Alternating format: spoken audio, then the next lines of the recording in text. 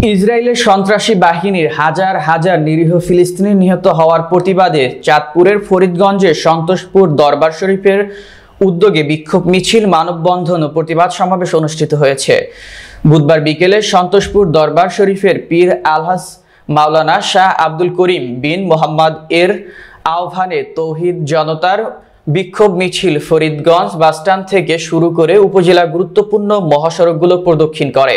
পরে বাসস্ট্যান্ড মানববন্ধন ও সমাবেশ অনুষ্ঠিত হয়। বিক্ষোভকারীরা ফিলিস্তিনি মুসলমানদের উপর ইসরায়েলি বাহিনীর হত্যাযোগ্য আগ্নেয়াস্ত্র হামলা, অগ্নিসংযোগ সহ নানা অপকর্মের প্রতিবাদ ও তীব্র নিন্দা জানান। অবিলম্বে এই হত্যাযজ্ঞের বন্ধে বিশ্ববাসীকে এগিয়ে আসার আহ্বানও জানান তারা।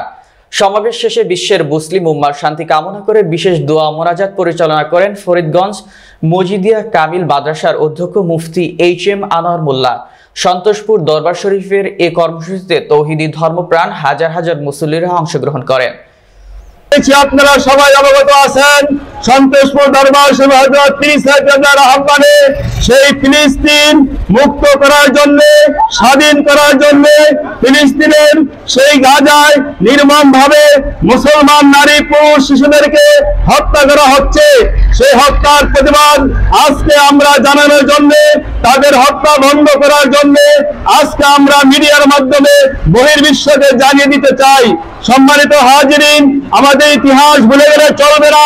বাইতুল মুকাদ্দাস মুসলমানদের প্রথম কিবলা।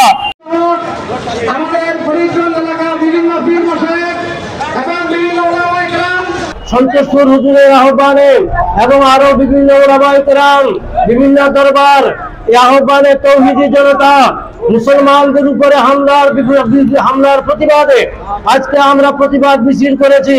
আমাদের কাজকে আপনি ইসলামী জিহাদ হিসেবে কবুল করেন।